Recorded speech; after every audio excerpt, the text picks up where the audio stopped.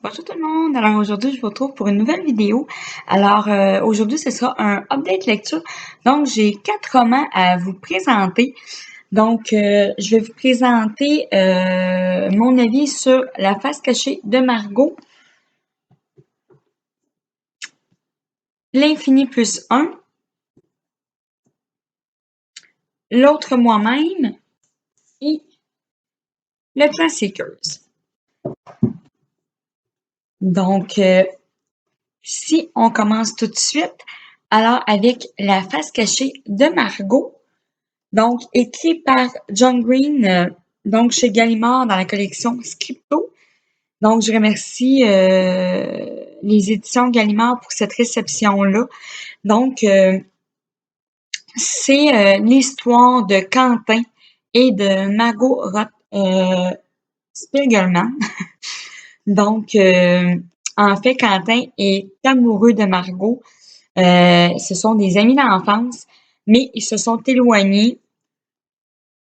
jusqu'au jour où Margot entre dans la chambre de Quentin et lui demande de venir avec elle passer la nuit pour faire des petites vengeances. Donc, Margot est arrivé plusieurs petites choses, elle veut se venger, donc elle a besoin de l'aide de Quentin et Quentin accepte. Toutefois, après cette nuit-là, Margot s'en va. Donc, il ne la retrouve plus, ils ne savent pas il est où. Et Quentin décide de partir à sa recherche, il trouve des indices et il veut absolument la retrouver. Donc, c'est un roman que j'ai beaucoup aimé. C'est pas nécessairement un coup de cœur, mais c'est une bonne lecture.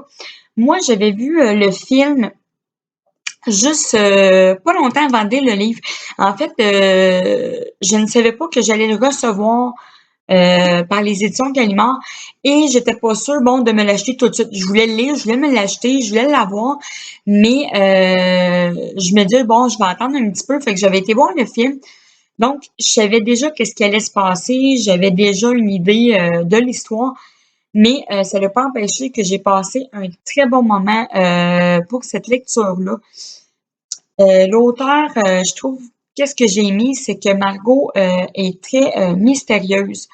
Donc, bon, au début, c'est sûr qu'on la trouve un petit peu, comment je pourrais dire, moi, j'ai trouvé un petit peu princesse dans le sens que elle exige d'avoir quelque chose, puis elle s'attend de l'avoir, puis t'as comme pas vraiment le choix de lui donner ce qu'elle veut, autrement dit.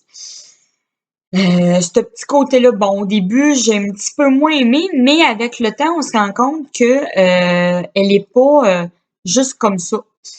Donc, j'ai beaucoup aimé le personnage de Margot. Elle est très mystérieuse parce qu'on la voit seulement au début. Ensuite, on a des petits souvenirs de temps en temps, mais très peu. C'est vraiment sa recherche qu'on a. Et j'ai trouvé que c'était intéressant que l'auteur la rende aussi mystérieuse parce que ça nous donne le goût, nous aussi, de la retrouver. Ça nous donne le goût de mener l'enquête avec Quentin. Donc, c'est un très bon roman qui fait réfléchir beaucoup, moi, je trouve. Donc, surtout, je vous dirais sur le moment présent. Donc, souvent, on fait beaucoup d'actions pour l'avenir. Donc, on fait une action parce qu'on se dit dans l'avenir, on veut ça, il va se passer telle chose. Mais avec ce roman-là, je trouve que ça nous remet un petit peu les idées à la bonne place. Alors, on se rend compte que parfois, il faut vraiment vivre le moment présent. Donc, il faut avoir un bon euh, un bon dosage, autrement dit, là, de nos actions pour que ce soit autant qu'on puisse vivre le moment présent, autant que nos actions nous nuisent pas pour le futur. Mais j'ai trouvé ça très intéressant, surtout pour des adolescents, des jeunes adultes. C'est très agréable, c'est une bonne lecture. Il y a une belle valeur de l'amitié aussi dans ce roman-là. Euh, Quand on regarde Quentin qui veut absolument retrouver Margot, on sent un petit peu qu'il est vraiment obsédé par elle. Ce petit bout-là, des fois, ça m'a un petit peu dérangé, je vous dirais, mais bon, on peut comprendre, il est vraiment amoureux d'elle, il veut la retrouver. Mais un de ses amis lui fait vraiment voir que oui, il veut retrouver Margot, mais en même temps, faut qu'il accepte ses amis comme ils sont. dans le sens que ses amis, oui, ils apprécient Margot, mais c'est pas leur quête à eux nécessairement de la retrouver. Oui, ils veulent l'aider, mais pas à n'importe quel prix. Puis eux acceptent que Quentin veut la retrouver, acceptent que Quentin parfois les écoute pas nécessairement, écoute pas leurs confidences, tout ça, parce qu'il est tellement obsédé par Margot. Et c'est vraiment, je trouve, une belle réflexion sur d'accepter les autres comme ils sont. Donc, un très bon livre que j'ai bien aimé. Donc, je vous conseille beaucoup. Vous pouvez aller voir ma chronique sur le blog. Elle est déjà en ligne depuis un petit moment. Donc, n'hésitez pas à me dire en commentaire si vous l'avez déjà lu, si vous l'avez apprécié, si vous avez vu le film, peu importe. Voilà pour ce roman-ci. Ensuite, j'ai lu L'autre moi-même, donc de Saskia Sargenson aux éditions Marabooks. Donc, une réception de l'Achète Canada, donc je remercie énormément. J'avais déjà lu le roman Sans toi de la même auteure. Bon, dans ce roman-là, là, je vous ferai pas ma chronique au complet. Je vais juste dire que j'avais trouvé qu'il y avait certaines longueurs. Mais j'avais quand même trouvé que c'était une lecture agréable. Dans celui-ci, c'était une lecture que j'ai adorée. Vraiment, là, ça a été une excellente lecture. Probablement que c'est le thème aussi qui est abordé que j'adore. Donc, c'est le thème de la Deuxième Guerre mondiale. Je ne sais pas si c'est ça qui a fait que j'ai autant aimé ce roman-là, mais il n'y a aucune longueur. C'est vraiment, vraiment génial comme livre. Donc, on retrouve en fait Elisa, donc qui a changé en fait de nom. Donc, quand elle était jeune, elle se nommait Claudia. Et elle se rend compte que son père a déjà fait la Deuxième Guerre mondiale. Les gens lui disent qu'il était nazi. Elle se fait beaucoup harceler à l'école. Elle a très peu d'amis. Elle a très honte de ce que son père aurait pu faire. Donc, on voit un petit peu tout. Ce que j'ai trouvé intéressant, c'est qu'on retrouve aussi le côté d'un enfant que le parent a fait le deuxième guerre mondiale. Qu'est-ce que ça peut donner comme bagage pour qu'est-ce que ça donne comme bagage, qu'est-ce que ça donne comme impression et tout ça. Son père est aussi un homme qui est très, très fermé, qui parle très, très peu de ce moment-là. Donc, elle a beaucoup de place à l'imagination, à qu'est-ce qui s'est passé. Donc, et plus tard, quand elle va à l'université, elle décide que c'est le moment de changer d'identité. Donc, elle se nomme Elisa. Elle fait de la danse. Elle parle très peu de ce moment-là. Elle explique qu'elle est orpheline et tout ça. Donc, elle garde contact avec ses parents, mais par téléphone, elle n'en parle pas à ses amis, rien du tout. Donc, elle rencontre un garçon aussi. Elle ne lui dit pas la vérité. Donc, il y a aussi beaucoup ce côté de mensonge-là. On se demande beaucoup comment elle va s'en sortir, qu'est-ce qui va arriver quand la vérité va éclater. Donc, on a vraiment toujours le goût de continuer ce livre-là. On a toujours le goût de savoir ce qui va se passer. Et en parallèle aussi, on a l'histoire de son oncle. Et c'est l'histoire de son oncle quand ils étaient jeunes. Donc, on voit l'histoire du père de Claudia et de son oncle pendant leur jeunesse, quand ils ont été dans la jeunesse hitlérienne, quand ils ont commencé à faire la guerre, toute la propagande nazie qui était là et tout ça, c'est vraiment intéressant. Moi, ça m'a fait beaucoup réagir. C'est un thème qui m'intéresse beaucoup, qui me passionne et surtout qui est un moment, je trouve, de notre histoire que je pense qu'il faut connaître aussi. Donc, vous comprendrez que j'ai adoré ce roman-là. J'ai adoré aussi cette partie-là. J'ai aimé vraiment qu'on ait le passé de Claudia, le présent, quand on voit qu'elle a menti et tout ça, et aussi le passé de l'oncle et du père de Claudia du point de vue de son oncle. Donc, et on a une révélation qui m'a quand même surprise. Bon, plus ça va, un petit peu avant que ça arrive, on finit par s'en douter. Mais avant ça, une bonne partie du roman, on ne se doute pas du tout de ce qui va arriver.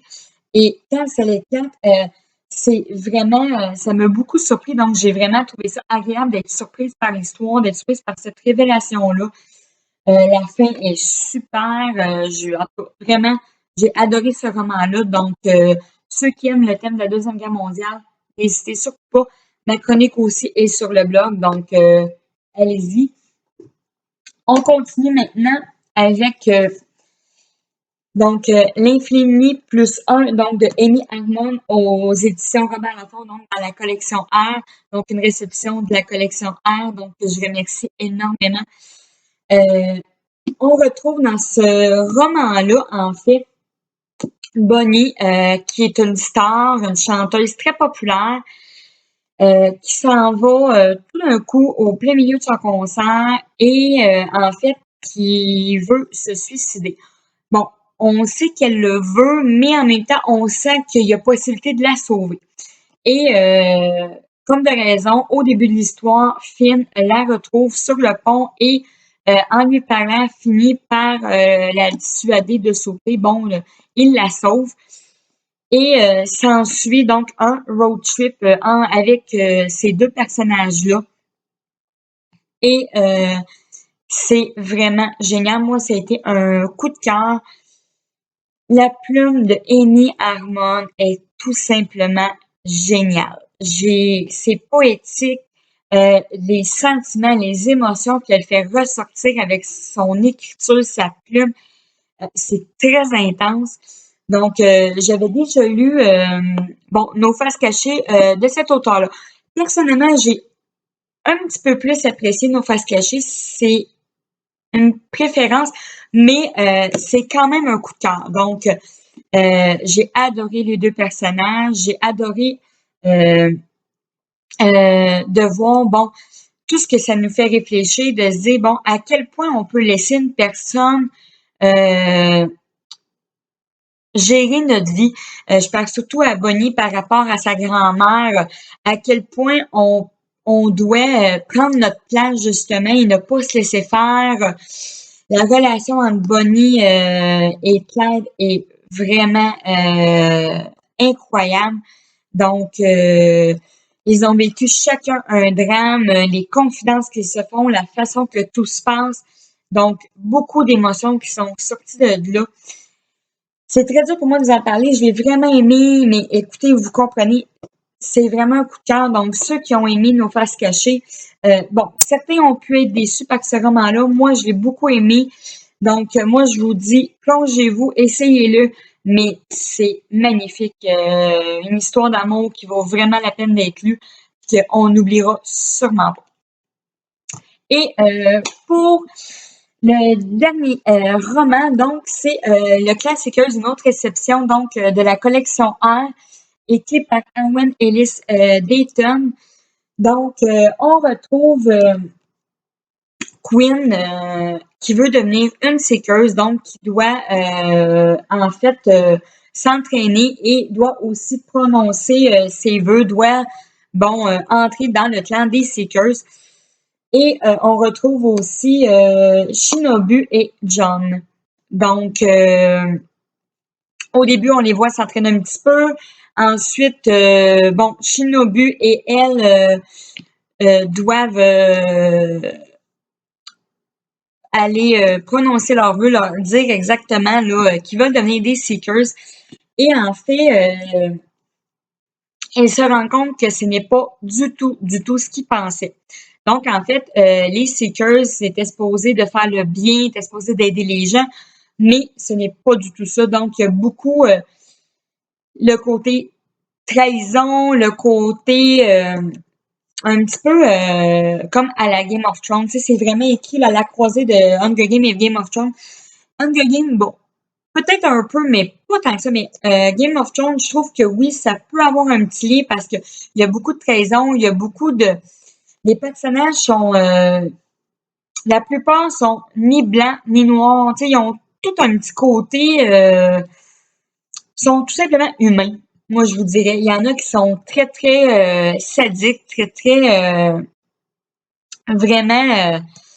c'est très intense. Donc, surtout le père de Quinn, qui est prêt à tout Et John aussi, vous allez comprendre. Je ne vais pas trop vous en dire parce que je ne vais pas vous spoiler, vraiment pas, parce que si je vous spoil, ça va être vraiment désagréable comme lecture. Je vous le dis, il ne faut vraiment pas être spoilé. Mais on se rend compte que beaucoup de personnages sont prêts à tout pour arriver à leur fin, à leur but. Il y a plein d'actions. C'est extrêmement addictif. Je crois que je l'ai lu en 3 jours. Moi, j'ai adoré cette lecture-là. C'était presque un coup de cœur.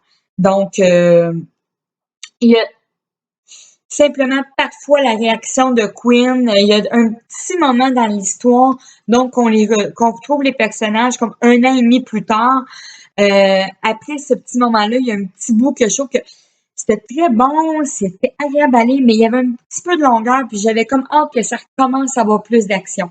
C'est pas très long, ça dure vraiment pas longtemps, mais bon, la réaction de Quinn aussi est tellement endoctrinée à obéir à son père que bon, elle en est consciente, elle essaye d'avoir un but, elle essaye de contrer ça. Elle a du caractère quand même, mais il y a le petit côté qu'elle a tellement peur d'obéir à son père malgré tout ce qu'elle sait. Ce petit côté-là, bon, a fait que c'est peut-être pas un coup de temps. Mais vraiment, moi, je vous le conseille. C'est un univers très original. Je vous dis même pas, je compte pas plus que ça parce que je veux pas vous en dire plus. Moi, j'avais lu juste le résumé en arrière et j'ai plongé là-dedans et ça m'a amené vraiment dans un univers là, totalement vraiment fabuleux. J'ai adoré cet univers-là. C'est vraiment mon genre de lecture. Donc, tout ce que je peux vous dire, c'est plongez-vous là-dedans. Lisez-le, ça vaut vraiment la peine. J'ai tellement hâte d'avoir la suite, de retrouver ces personnages-là qui sont vraiment attachants, malgré que, bon, ils ont certains défauts et tout ça, mais ça les rend simplement humains, ça les rend encore plus crédibles, tout simplement.